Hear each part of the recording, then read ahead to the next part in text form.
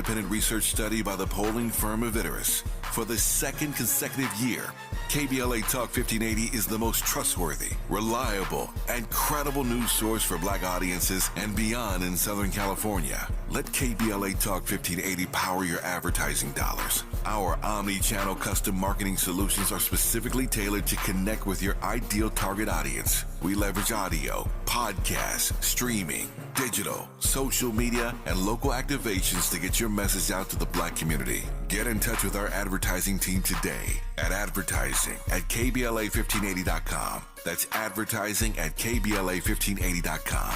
KBLA 1580. We've got your Black.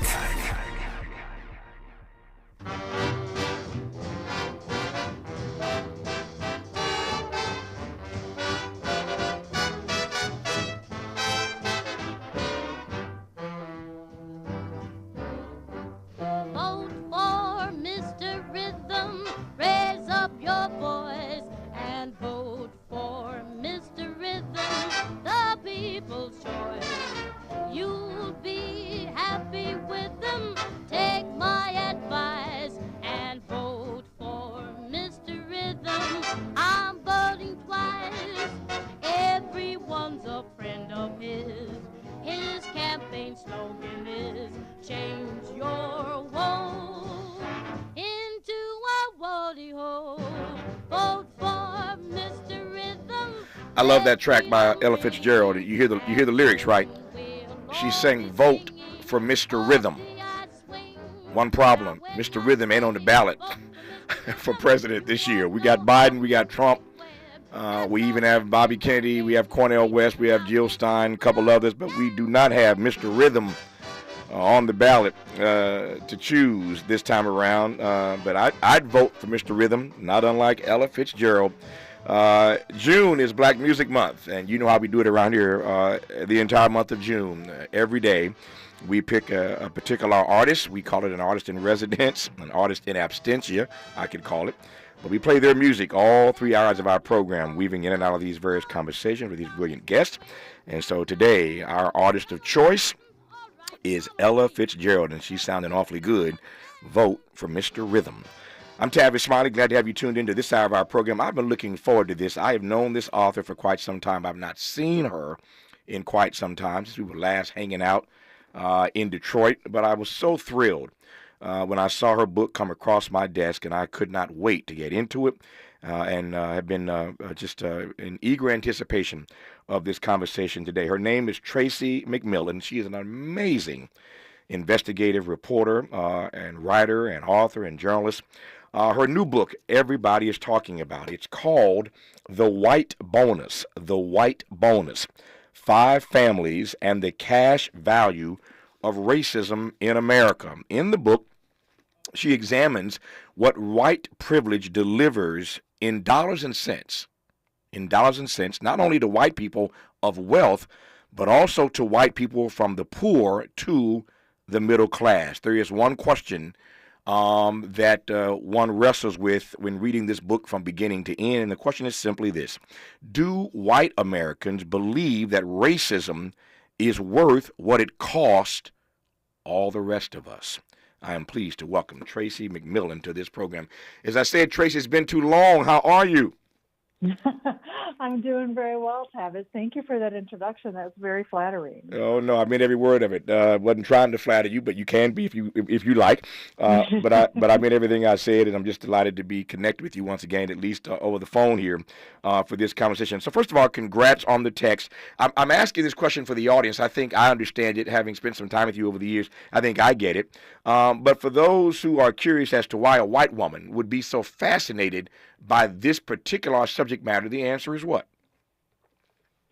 Well, I am a little person that doesn't come from a ton of money, and yet I understand enough about my country to know that racism is probably doing something helpful for me. And so I figured, why not ask this question that I think a lot of white people sort of ask generally, which is like, what does being white get me?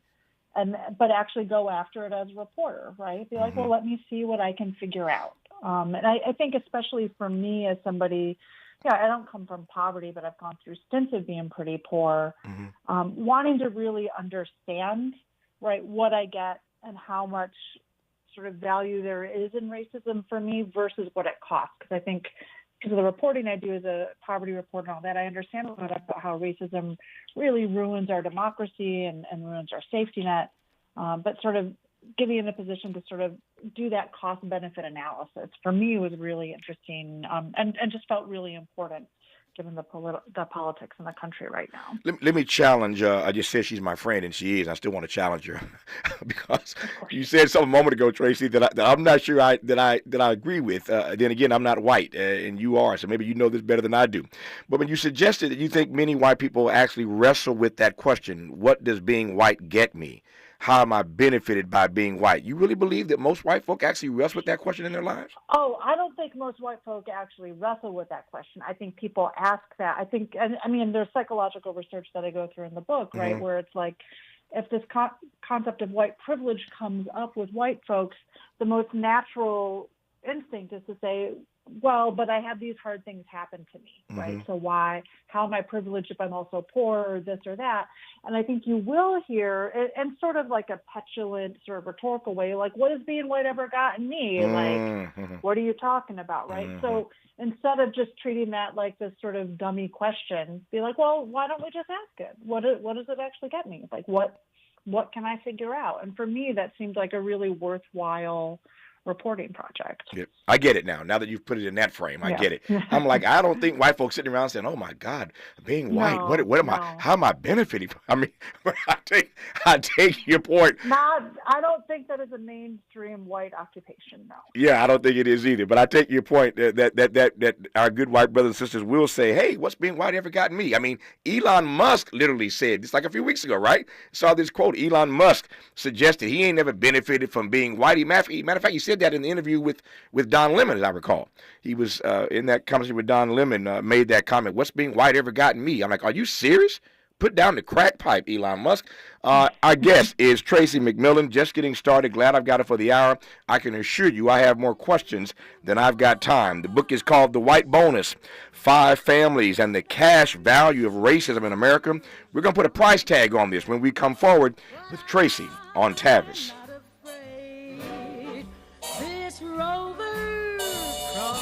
Over if I never have a cent, I'll be rich as Rockefeller.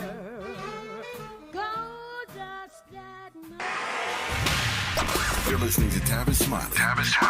Ranked number 45 on the Heavy 100 list of the 100 most important radio talk show hosts in America. If you've not been feeling like yourself lately, listen to this. First question, has your weight loss plateaued? If so, it's time to embrace the D-Herbs Full Body Cleanse, a cleansing regimen that can help you lose 10 to 30 pounds in just 20 days. The D-Herbs Cleanse also helps to boost your immune system, improve your mental clarity, clear up your skin, and improve your digestion. The cleanse is like a factory reset for your health. The Full Body Cleanse is a great way to propel you into a healthier lifestyle with summer just around the corner. There's never been a better time than right now to initiate that weight loss and reboot your system. So go to dherbs.com and order your Full Body Cleanse today or call 866-434-3727. If you enter Tavis at checkout, they'll give you a discount. How about that? D-Herbs, experience healing. Cookie wants to be a professional wrestler. I'm Cookie Serratos, and I'm 11 years old. She also wants to win all the medals. That's why Cookie and her family make every day count, squeezing out her best with Go-Go Squeeze. Okay, Cookie, let's break for a Go-Go Squeeze. Go-Go Squeeze fruit-on-the-go pouches are a nutritious snack made from 100% fruit with no sugar added. Go, Cookie! Because when you nurture your kids, you squeeze out the best in them. Squeeze out the best with Go-Go Squeeze. Not a low-calorie food. Products range from 11 to 13 grams of sugar and 60 to 70 calories per serving. I'm getting vaccinated with Prevnar 20, a Pfizer vaccine. So am I, because I'm at risk for pneumococcal pneumonia. If you're 19 or older with chronic conditions like asthma, diabetes, COPD, or heart disease, or are 65 or older, you are at increased risk for pneumococcal pneumonia. Ask your doctor or pharmacist about Prevnar 20, pneumococcal 20-valent conjugate vaccine. It can help protect you against pneumococcal pneumonia in just one dose. Even if you've already been vaccinated with other pneumonia vaccines, Prevnar 20 may help provide added protection. Prevnar 20 is approved for adults to help prevent infections from 20 strains of the bacteria that cause pneumococcal pneumonia. Continued approval may depend on a supportive study. Don't get Prevnar 20 if you've had a severe allergic reaction to the vaccine or its ingredients. Adults with weakened immune systems may have a lower response to the vaccine. Side effects include pain and swelling at the injection site, fatigue, headache, muscle, and joint pain. For full prescribing information, please call 1-855-213-2138 or visit Prevnar20.com. If you love to travel, Capital One has a rewards credit card that's perfect for you. With Venture X, earn unlimited double miles on everything you buy and turn everyday purchases into extraordinary trips. Plus, receive premium travel benefits like access to over 1,300 airport lounges where you just check in and chill out. Open up a world of possibilities with Capital One. What's in your wallet? Terms apply. Lounge access is subject to change. See CapitalOne.com for details. You give and you give. It's time to get with Straight Talk Wireless. You get a reliable 5G network and unlimited data and a Samsung Galaxy A14 included with the activation of a Silver Unlimited plan. So you can give your janky phone to your kid. Yeah! Switch to Straight Talk. Find us at Walmart and StraightTalk.com. For network management practices, visit StraightTalk.com. Requires in-store activation. Device offer ends 6/9/24. Taxes and fees apply. More honesty than you can handle. More empowerment than you can imagine. You're tuned in to Tavis Smiley.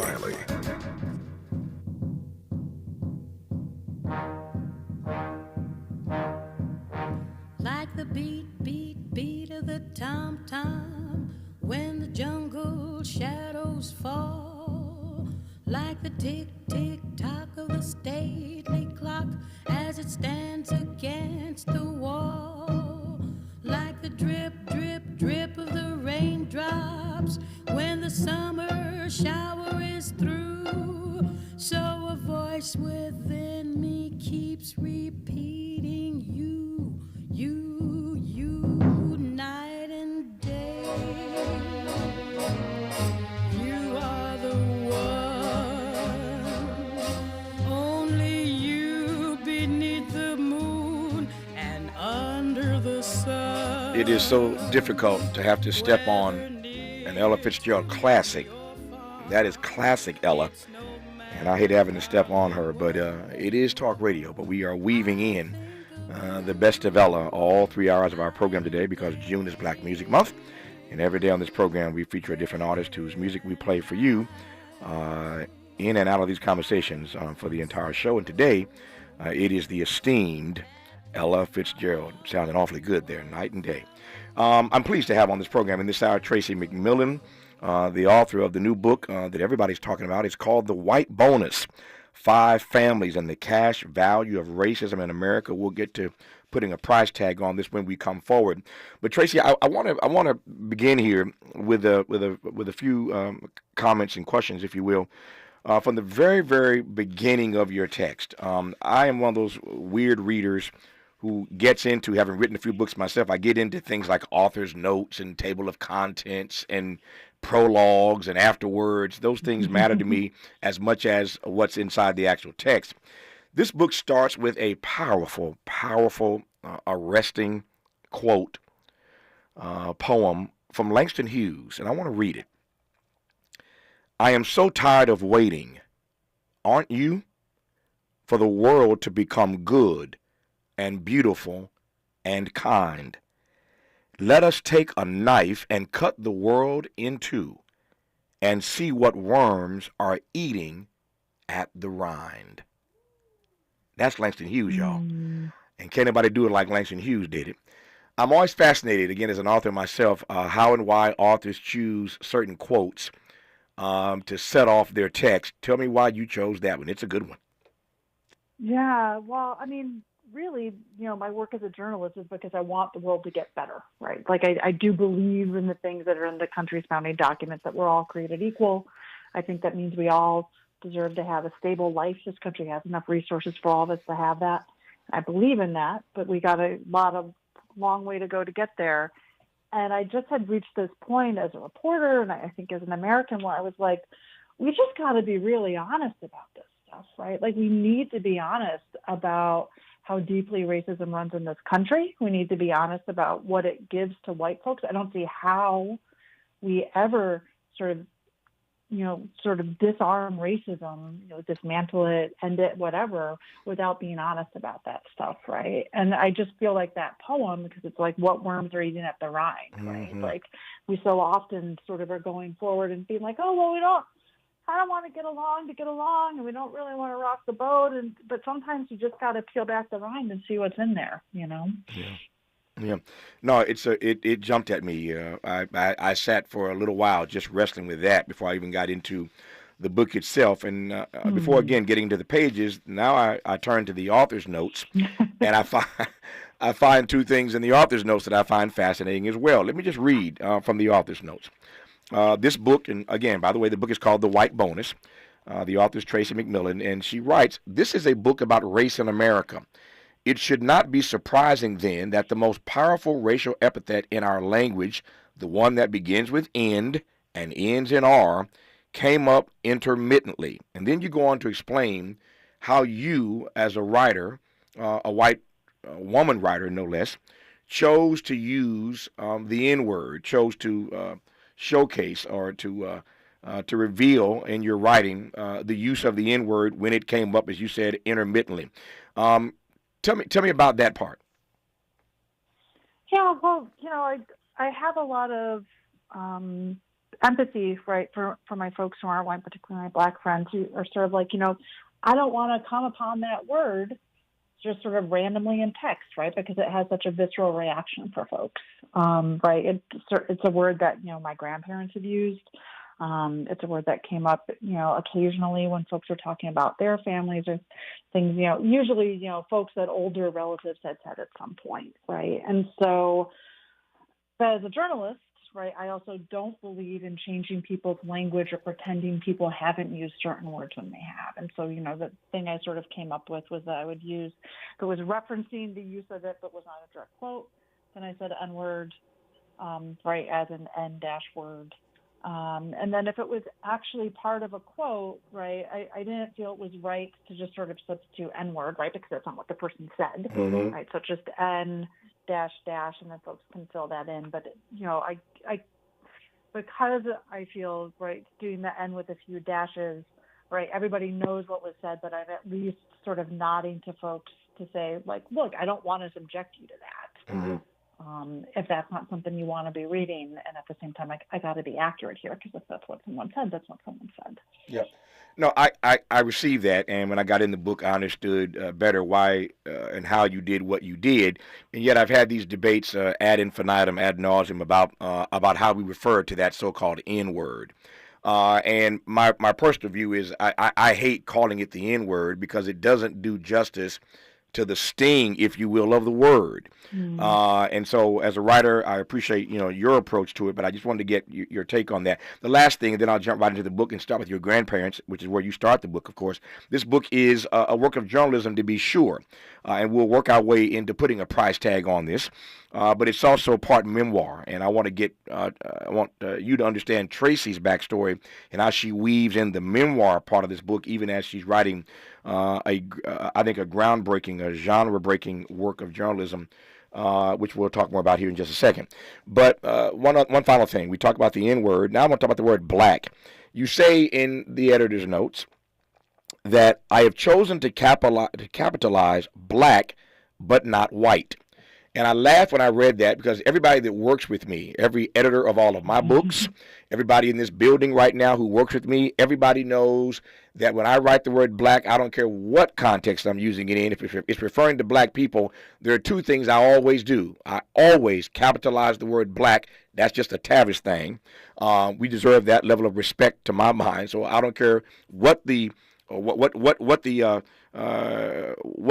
writing or the piece calls for if I'm writing it. And every newspaper has their own standards. Book companies have their own standards. But if I'm writing the word black, my people know that the word black will always be capitalized. Secondly, I never say blacks. I can't stand it. I know people are well-intentioned, but I can't stand it. My personal pet peeve, when people say blacks. I can't stand that. We're not blacks. Yeah. We're black something. We're black people. We're black citizens. We're black something. But I just don't like it when people just say blacks. We are black something, and saying blacks, I think, detracts away from our humanity. That's just me. I'm off my soapbox. I capitalize it and I put something behind it, so it's not just blacks. In your point, to your book though, Tracy, you make the point that you have chosen to capitalize the word black but not white. Tell me more. Honestly, I just was like, I don't know where I necessarily need to fall on this. I just wanted to indicate that, I thought about this. This is not haphazard or unintentional, right? That there's intention and thought put into it. Mm-hmm. And for me as a journalist, I just said, well, Associated Press folks think about this a lot. I think it's very important to capitalize black for the reasons that you share. And then I sort of go back and forth about white. AP, right, said that, the reason they don't capitalize white is because that can lend credence to white supremacist movements and sort of white-based identity politics that are sort of tending towards like a violent white supremacy. Mm-hmm. And I sort of felt like that's a fair reason to not capitalize it. And if there's a distinction later on, we can change it. But for me, I think both of the things you're flagging there, it was just about making sure that readers who weren't white understood that I knew they were there. I think so often white writers assume that anybody reading is going to be white middle class and that nobody else, you don't take anybody else into consideration. So part of the project of the book was trying to learn to write in a way where I understood that I had a multiracial audience and that I saw everybody in that room and was trying to be respectful and mindful of everybody. Yeah, makes sense. Every book imprint, every periodical, everything has its own style guide. AP, New York Times, LA Times on the list. Everybody has their own style guide. But again, my way is to always capitalize the word black and never just to say blacks. We got to be black something. Put our humanity on it is my read on it. But I digress on that. Now into the book, and I thank Tracy and I thank you, the audience, for just bearing with me. But I want to set the proper frame before we get into the book. Again, it's called The White Bonus: 5 Families and the Cash Value of Racism in America. I said earlier, this is a peak of work of journalism, to be sure, but it's also part memoir. And you start the book talking about your grandparents. You can't tell this story about white folk in America without weaving in some of your own story. Tell me about the decision to do that, Tracy. Yeah, well, some of it was just practical. To do a work like this, right, I was going to have to go to white people and say, hey, will you talk to me about being white and what your family's gotten for being white? It's a very sensitive conversation. And, most journalists, we approach people and we say, hey, there's this thing that happened to you. I don't know about it. Will you tell me so I can tell other people? And it didn't seem very credible for me to go up to a bunch of white strangers and say, hey, could you tell me about being white? Because I have no idea, right? So just I think on a practical level, when I went up to folks and said, hey, I'm doing this project, I'm doing this to myself and my family. Are you interested in having this conversation with me about you and your family, right? That sort of opened the door. Yeah. But I think also as I worked on the book, it just, white folks' relationship to race is, we have so little public language around that, mainstream language around that, and particularly trying to be thoughtful and engaged with questions of equity that, I didn't feel like I had enough time to do the in-depth interpersonal reporting on multiple people to really pull that thinking out of people, right? Mm-hmm. So to be able to spend some time, the first book I did where I worked undercover in jobs in the food system, it was really helpful to sort of have myself as a central character, because then I could just sort of sit in a room and work out how I was thinking about something instead of pointing it out to someone else. And it just felt like that would work really well here. Mm-hmm. I'm working my way toward the penultimate question that Tracy tackles in this book. As I mentioned earlier, do white Americans believe that racism is worth what it cost all the rest of us? We'll get to that.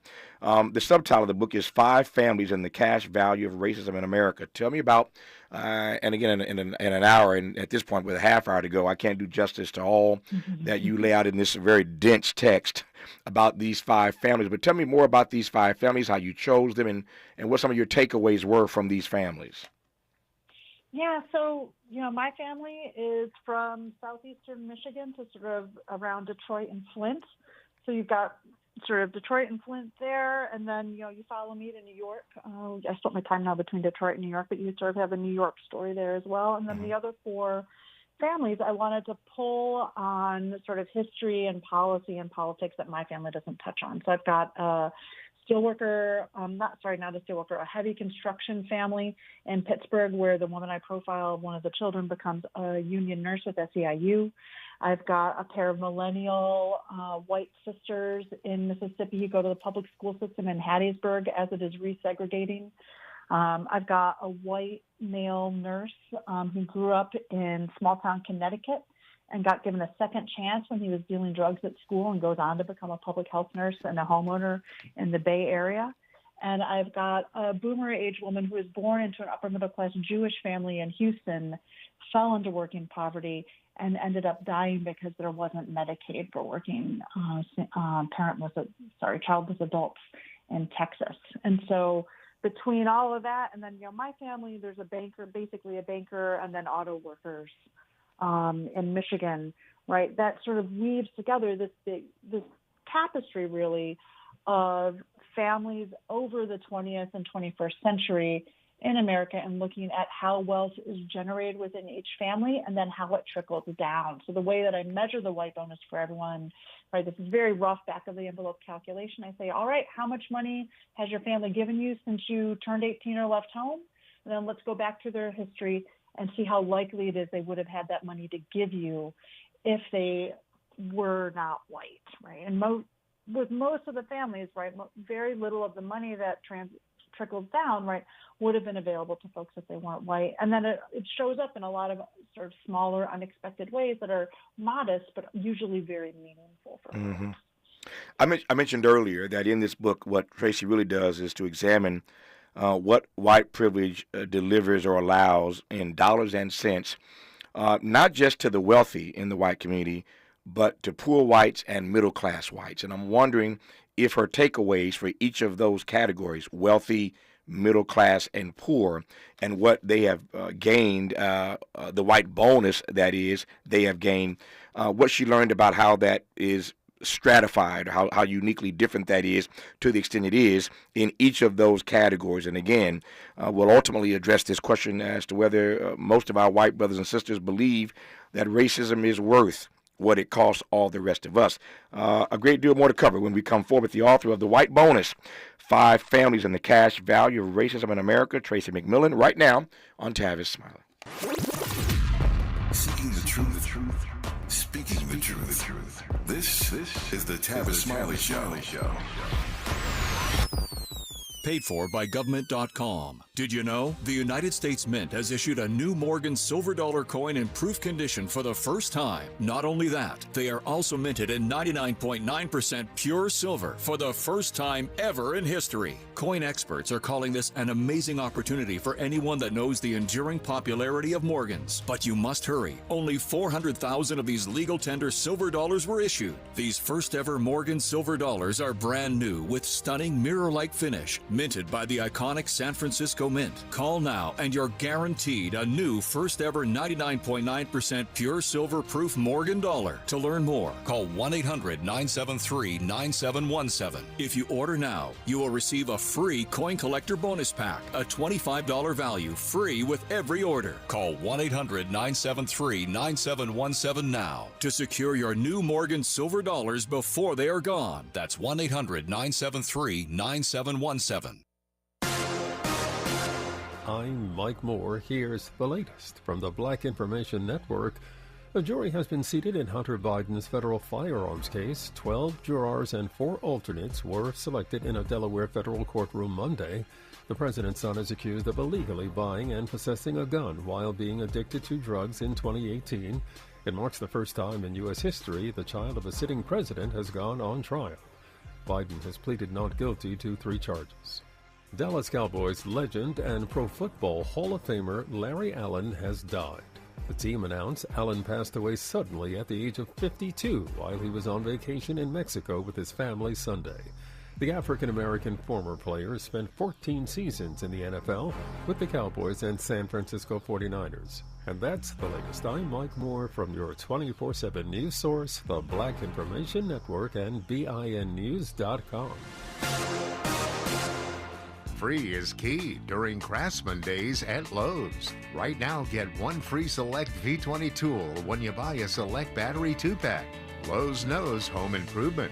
Valid through 6/19 while supplies last. Selection varies by location. This is the KBLA Sports Minute with Ray Richardson. A very interesting miniseries makes its debut today on Hulu. It's called Clipped, a 6-part series based on the Clippers' former owner Donald Sterling. The series examines how Sterling struggled to own the Clippers. The series also deals with how his life changed forever after his secretly taped racist comments surfaced in 2014. Comments that rocked the NBA and nearly led to a players' boycott in the playoffs led by LeBron James. Some of Sterling's comments attacked Lakers legend Magic Johnson. Sterling was banned from the NBA for the rest of his life and forced to sell the Clippers. Actor Ed O'Neill plays the part of Sterling. The series also features the brilliant Lawrence Fishburne. It's called Clipped and is streaming on Hulu. Should be a very interesting series to watch about one of the most hated individuals in NBA history. No debates, no speculation, just the info you need. That's your KBLA Sports Minute. I'm Ray Richardson. More news, opinions, and conversation when we come forward on KBLA Talk 1580.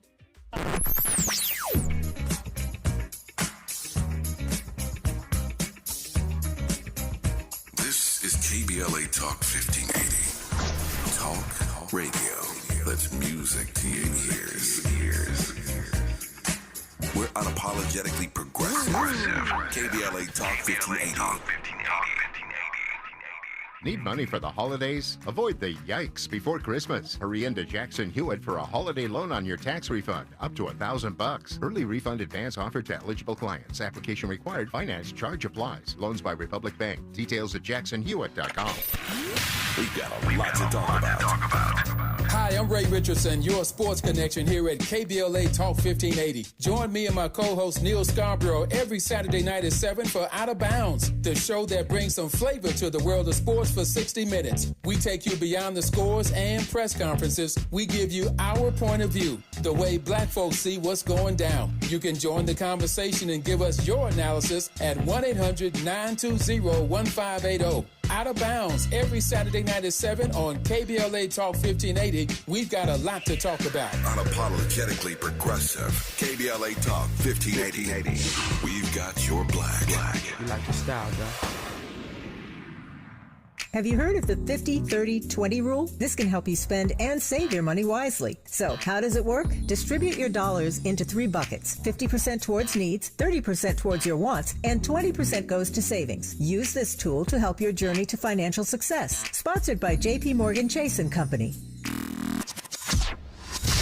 Hi, Tavis Smiley here. We're getting closer to June 18th, and time is running out for you to register to join us for our historic symposium live on C-SPAN, Tuesday, June 18th, 4 to 7 p.m. at the California Science Center in Exposition Park. Admission is free, but you must register at KBLA1580.com right now if you want to be in the audience when the nation will see for the first time ever a stage full of brilliant black folk talking about the urgency of now. Climate justice, climate equity, climate resilience. It's all going down. Well, it's actually all going up. Tuesday, June 18th, 4 to 7 p.m. Live from the California Science Center in Exposition Park. Again, admission is free, but we're filling up fast. So if I were you, I would log on right now to KBLA1580.com to reserve your seat. Caring about the climate, caring about the community. We're KBLA Talk 1580. We've got your black.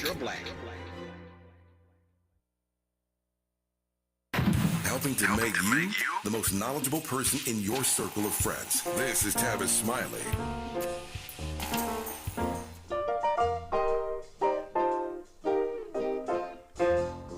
Say it's only a paper moon sailing over a cardboard sea, but it wouldn't be make-believe if you believed in me. It's the music of Ella Fitzgerald as we celebrate June, Black Music Month, every day here on this program. Delighted to have you hanging out with us. As our guest in this hour is Tracy McMillan, author of the new book, The White Bonus, 5 Families and the Cash Value of Racism in America. All right, Tracy, let's jump straight away into the book. So here's my first question. Tell me what you can about what you learned about the way that, how might I put this, the way that white racial privilege builds that material advantage you referenced earlier over class, time, and place in families. Does that make sense? Yep, that makes perfect sense. I mean, I think something that is often unclear for white folks, at least sort of Gen X and younger, is how much of sort of white privilege is actually a reflection of policies from like the early to mid 20th century, right? So GI Bill, federal mortgage insurance, and then even things like mortgage and housing discrimination, right, which were not illegal until the 1960s. All that stuff let white families build even just modest wealth, right, that then gives them stability where they can help out their kids as they go forward, right? So by the time it gets down to somebody like me, right, I'm born in the 70s, like I don't see any of the advantages that my grandparents got, except that, right, they sort of landed my parents in the middle class, got them into college, got them into positions where they were able then to start a life. And, you know, and they got, you know, my grandfather, my banker grandfather loaned my father and mother the money for a down payment for their first house, right? And so that everything that follows after that, all the stability that comes after that, that's not because, you know, it's not just because my parents worked hard or tried or whatever. I mean, they did, but, you know, in order for that hard work to pay off, they had to have that help from my grandfather, right? And so then if you start going back through folks' histories, like that particular grandfather, right, he was a banker, became a banker at a time when, you know, there were about 239,000 bankers in the U.S. and only 80 of them were black, right? So grandpa would not have been a banker if he hadn't been considered white. And he also had a racial covenant on his house, right? So those two things, right, all of that is what trickles down to me. But it's also true in more modest families, right? That's a banker, but my mom's side of the family, those are factory workers. I have a great grandfather on that side who is an Ozark migrant, came up like at the same period as the Great Migration, like a white guy from the hills of Missouri, like came up, started working in a foundry at a GM plant, but got out of the foundry, right? Black workers, if they got into the factory, were not allowed out of the foundry, which is the hardest, dirtiest, worst paid job in the factory. But great-grandpa got out of the factory, learned how to weld, got into a private welding company, started his own welding company, went on also to have a house that had a racial covenant on it. And that house is what my grandfather, my mother's father, inherited, right, when he was responsible as an auto worker for paying for my mother's fancy suburban wedding, right? So my mother's nice suburban wedding outside of Detroit, right, that comes from great-grandpa's racial covenant, right? Things like that. And so these are modest things, right? But they're pretty significant. And, you know, I think, you know, something that was really interesting to me is I do think the dollar amounts for rich white Americans, like if you're sort of doing this kind of calculation, the dollar figures are going to be bigger. But the power of white advantage, I think, is so much more important for folks in the middle class because it's what lets you catapult into the middle class or even higher, right? Like the small, not just the stuff that you inherit, but the stuff I call it a social bonus when you're out in the world. You know, so I write about getting a job as a nanny when I was in college, in part, right, because I was a white girl working her way through college. My rich boss, right, had put herself through college, and she wanted her kids to see somehow that people needed to work, right? She didn't need to do that with like a black worker. They already had black and brown folks working in their home.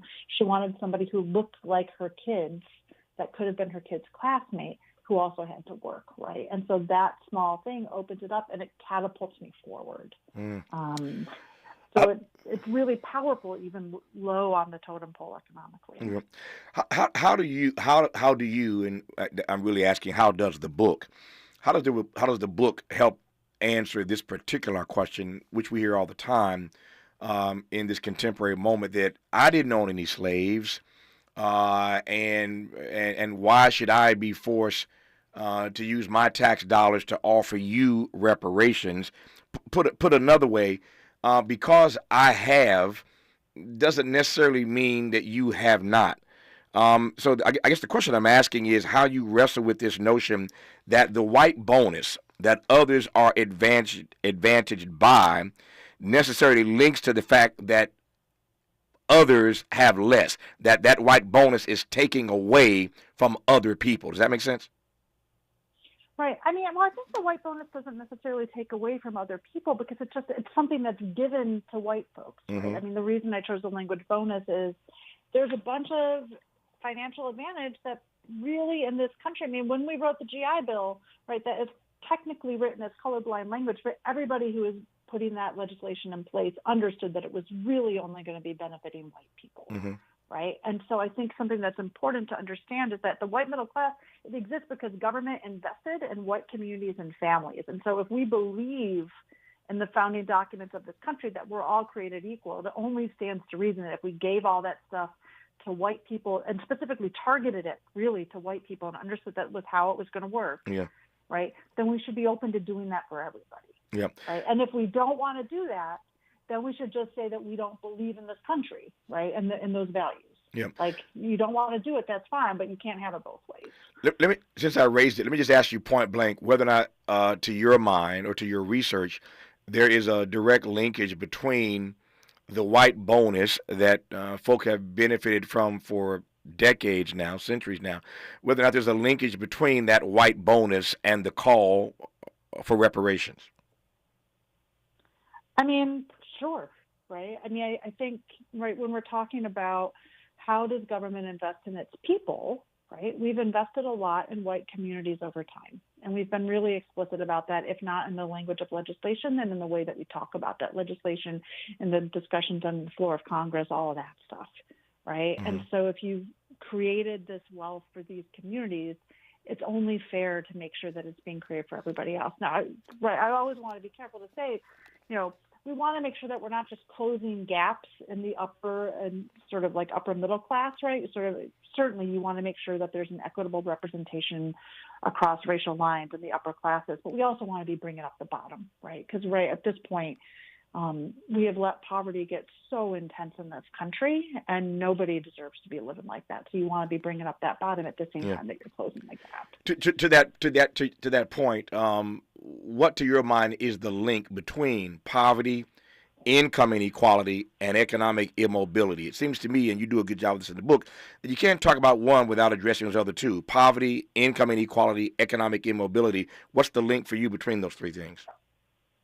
Right. Well, I mean, poverty, right, is sort of the bottom end of the economic inequality, right? And Mm-hmm. then you really don't have resources to catapult yourself forward. I think we often talk about, like, well, you get rewarded for hard work, and, you know, usually progressing forward, like people who are already born at the top don't necessarily have to work that hard, but anybody who's got to sort of hustle to get moving forward, right, you do have to work hard. It's just that with the systems that we have set in place and the kinds of investments we've made in white communities, right, it's just much more likely that hard work will pay off Mm-hmm. when you're white in this country, right? Because, you know, one thing I think about a lot is that, you know, if hard work was the only thing that created wealth, then like farm workers would be very wealthy. Oh, yeah. Right? That is not yeah. how it works. No, point right? Well taken. If hard work were the arbiter of who has and who has not, a whole lot of black folk would be a lot richer, as would farm workers and others. I digress for now. The book is called The White Bonus: 5 Families and the Cash Value of Racism in America. The author is our guest right now, and I'm glad about it.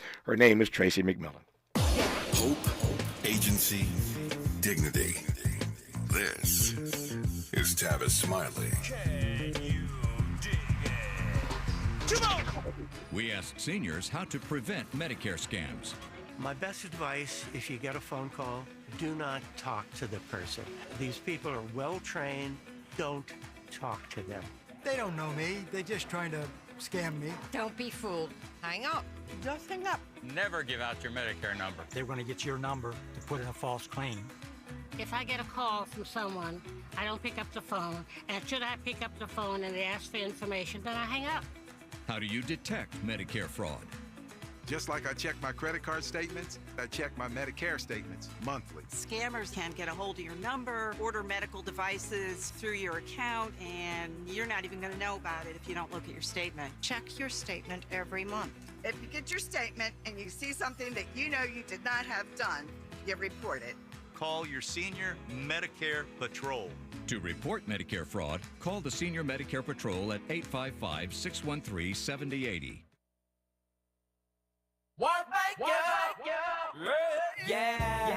The California Crusader newspaper would like to thank all of our subscribers for their support throughout the years, proudly serving the South Los Angeles and South Bay areas for more than 40 years. The California Crusader is a multicultural, black-owned, adjudicated newspaper that focuses on providing newsworthy information to the people in our community. We're constantly looking for ways to assist businesses in our community to connect with our subscribers. We provide low-cost, effective ways to promote your business with our reasonable and affordable advertising rates. You can participate by suggesting, sharing, and submitting your stories on the California Crusader newspaper Community Share Facebook group page, or visit our website at cal-cruise-news.com. That's calcruisenews.com. Then click on the Submit Now button located on the top right corner of the homepage, or text CCN to 42828. Again, text CCN to 42828. The California Crusader newspaper, working together to build a better community for our future. Subscribe today. My friends swim no matter the season, but my moderate to severe plaque psoriasis can sometimes take me out of the moment. Now, thanks to Skyrizi and clear skin, count me in. With Skyrizi Risankizumab Riza, a prescription-only 150 milligram injection for adults who are candidates for systemic or phototherapy. 3 out of 4 people achieve 90% clear skin at 4 months. Don't use if allergic to Skyrizi. Serious allergic reactions and an increased risk of infections or a lower ability to fight them may occur. Before treatment, your doctor should check for infection and tuberculosis. Tell your doctor if you have an infection or symptoms such as fever, sweats, chills, muscle aches, or cough, or if you plan to or recently received a vaccine. Thanks to Skyrizi, there's nothing on my skin, and that means everything. Ask your doctor today about Skyrizi, the #1 dermatologist-prescribed biologic in psoriasis, and visit skyrizi.com or call 1-866-SKYRIZI to learn more. Made fresh daily in Leimert Park, Los Angeles, California. You're listening to Tavis Smiley. Tavis Smiley and Tracy McMillan, author of the new book, The White Bonus, 5 Families and the Cash Value of Racism in America. Tracy, is there any particular distinction or difference in how the white bonus works, given one's, how might I phrase this, given whether one is wealthy, middle class, or poor? I think so, yeah. I mean, so for poor folks, right, if there were investments in their communities early on, right, it hasn't trickled down to them.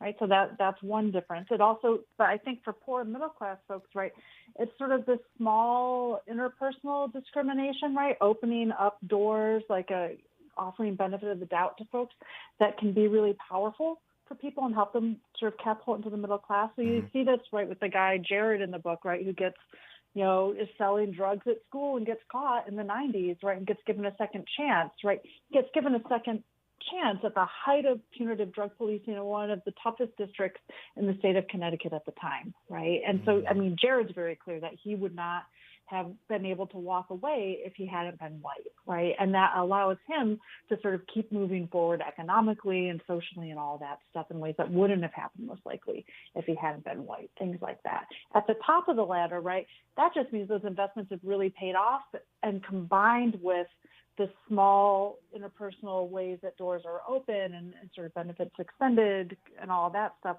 that's just really been beneficial for folks. I think anytime people end up, at least initially, in the upper ranks of the economy, there's usually some hard work that's there. It's just that there's usually also a bit of a racial requisite in order for that to pay off. Mm-hmm. So here's the question that I want to wrestle with in the remaining minutes that we have in this conversation. And this is what the book is all about. Do white Americans believe that racism is worth what it costs all of us? How do you process that question? Well, one of the things that was interesting for me is that once, as a white person, I'm honest about the white bonus and what you get from racism, you can also be honest about what it costs, right? And so one of the stories in the book, right, Barb Nathan Katz, right, is a boomer age woman who fell into working poverty and then became diabetic and didn't know, right, that she was sick. And so she went into ketoacidosis and died at home, had a really grisly death. in her senior apartment complex, right? Texas is a state that did not expand Medicaid under the Affordable Care Act. Very clear connection between failing to expand Medicaid and racism, right? So social science, political science are very clear on that, right? So, right, Barb was not the target of that racism, but she gets hurt by it anyway because racism is the logic that we use to justify having almost no social safety net, right? So any white person out there who needs help from government, right? It's hard to see this in your day-to-day, but like you're being hurt by racism, not because the racism is aimed at you, but because racism is being used to justify blowing up government help for people who need it, and particularly in a very punishing economy. Hold that thought one right? second. Hold that thought 1 second. When we come forward, I want to come right to that and ask. That was a brilliant point, by the way. I want to ask why you think, given what you've just said, the Trump supporters don't understand that. Why don't they get the point you just made? We'll let you remake that point and then answer that question when we come forward in our remaining moments with Tracy McMillan, author of the book The White Bonus on Tavis Smiley. What's your quarrel with the world? You're listening to Tavis Smiley. If you're like me, 60 and retired, making ends meet, especially here at the supermarket and drugstore, is tough. I'm so blessed to have found benefitscheckup.org. It's a free and confidential website from the National Council on Aging that connected me to $1,200 a year in programs that help pay for food, medicine, utilities, and more. Maybe it can help you. benefitscheckup.org. My daughter was diagnosed with a rare malignant rhabdoid tumor on the spine. They sent her straight to St. Jude. My hope was gone. But when you get there, everyone's like, hey, we're not going to give up. And when you see other people not giving up on your child, that makes all the difference in the world. When I found out I didn't have to pay, I was just grateful. They saved my baby's life. Finding cures, saving children. Learn more at stjude.org. Reggie was a nurse for 16 years. I had become very burnt out. I wasn't making good money. Then it happened. There was an ad for My Computer Career, and it just spoke to me. My Computer Career was the best decision he ever made. I could study anywhere from my laptop, and I was working in the first couple weeks of me being in class. Reggie hit a home run. The field is teeming with jobs. Become an IT pro in just months with zero experience at mycomputercareer.edu. The school is amazing. It's not rocket science. It's mycomputercareer.edu. This is one student's experience. Individual results. Hey there, Los Angeles. This is James Lucky Jr., publisher and editor of Los Angeles News Observer. Are you hungry for news that matters to you in the African-American communities of Los Angeles? Well, buckle up, because we got the scoop you've been craving. Stay in the know and never miss a beat with our free weekly publications conveniently available near you. Or hop on the digital wave and become an exclusive subscriber at OGNSC.com. Don't forget to join the party on Instagram and Twitter at OGNSCINC for behind-the-scenes access and sizzling updates. No more FOMO. Let's stay informed, connected, and empowered together. Family Talk with Straight Talk. You give and you give. It's time to get with Straight Talk Wireless. You get a reliable 5G network and unlimited data, and you get to choose who joins your family plan starting as low as $25 a line. Does it have to be family? It can be family or people you like. Get more lines and more savings. Switch to Straight Talk for family plan starting as low as $25 a line per month for 4 lines. Find us at Walmart and StraightTalk.com. For network management practices, visit StraightTalk.com. Family plan discount with 4 lines, all on the Silver Unlimited plan. Taxes and fees apply. Eggs are a staple in our diets, and there's only one egg with more delicious farm fresh taste plus superior nutrition. Eggland's Best. With more vitamins, including 6 times more vitamin D and 10 times more vitamin E, plus 25% less saturated fat than ordinary eggs. Available in so many delicious varieties. Classic, cage-free, and organic. Eggland's Best. Better taste, better nutrition, better eggs. Let's get back to more of this rich dialogue with Tavis Smiley. You were making a powerful point, Tracy McMillan, for those who may have just now tuned in. Make that point again about how racism is hurting them. You know who they are. And then tell me why you think the Trump supporters, those MAGA supporters, don't get that. Right. Well, racism is the logic that we use to sort of get rid of the social safety net, right? So, I mean, we were talking about how Medicaid doesn't expand in states, generally speaking, because of racism of white folks in those places, right? And so a lot of white people get hurt, and that's increasingly true as our economy gets more punishing. And, you know, I think I'm not an expert on Trump voters, but I do think there's two things that I sort of come back to. One, we don't teach accurate history in this country, and you don't even have to go back to the conversations about slavery for that. Like, we don't teach accurate 20th century history, right? And so it's really hard for folks who don't learn the truth about how the GI Bill was largely targeted to white families and so on and so forth to sort of see that there are benefits that come from the white bonus and things like that, let alone that we also need these programs that we've convinced ourselves that are only for poor Black people, and so we don't need them, right? So something like Medicaid. And I think there's also just a broader thing that, it's easier to blame people without power than it is to confront people who have it. Oh, yeah. Right? And so I think for a lot of people, it's a lot easier to just sort of double down on hate and say that you don't have to, we're not all in this together. Yeah. Right. It's just that these people are hurting me and I'm going to be mad at them. And Yeah. so there's kind of like a laziness and a fear to it, too. I've got 2 minutes left. Let me bring this conversation full circle if I can. We started this conversation with a somewhat tongue-in-cheek conversation, a dialogue about whether or not our good white brothers and sisters spend enough time asking themselves, how do I benefit from being white? What are the advantages that I get from being white? We concluded that most don't spend a lot of time necessarily in that. If they do say it, it's in a response to some conversation where they're being put upon. They say, hey, how have I benefited from being white? What's white gotten me? That's how we started. So let me close again with this question and your earnest answer as to what you have determined, given your research and all the work that went into writing this book, The White Bonus, and that is whether or not you think, by and large, most of our white brothers and sisters believe that racism is worth the cost to all the rest of us. I mean, I have not surveyed folks, but I think most people don't even understand that it's a cost-benefit conversation, right? Like, most white people don't understand that it's benefiting them or hurting them. They think it only happens to other people. And I think the point of the white bonus is to just sort of help folks understand, look, if we want this country to get any better, we've got to be honest about the fact that racism has done a lot to help white people. And it's also blowing up our political and social institutions to such a degree that most white people are going to be hurt by it too. So I think, for me, I come out of this project really feeling like whatever I've gotten from racism so far, I don't think it's worth keeping racism going forward. Right. And there's a lot that we can do to make this country better, but we've got to confront this history and be honest about it. Powerful, powerful, powerful. The book is called The White Bonus, 5 Families and the Cash Value of Racism in America, written by Tracy McMillan. Something tells me, given the way that I see people responding already to this book, it's going to win a few awards between now and next year. So I congratulate Tracy on that in advance. But it's just an amazing piece of work. And thank you once again, Tracy, for your work and witness ongoing. Good to have you on. Hope to talk to you soon. I hope so, Tavis. Thank you so much. Thank you very much, Tracy. More of Tavis Smiley when we come forward. KBLA 1580 Santa Monica. I'm Mike Moore. Here's the latest from the Black Information Network. A jury has been seated in Hunter Biden's federal firearms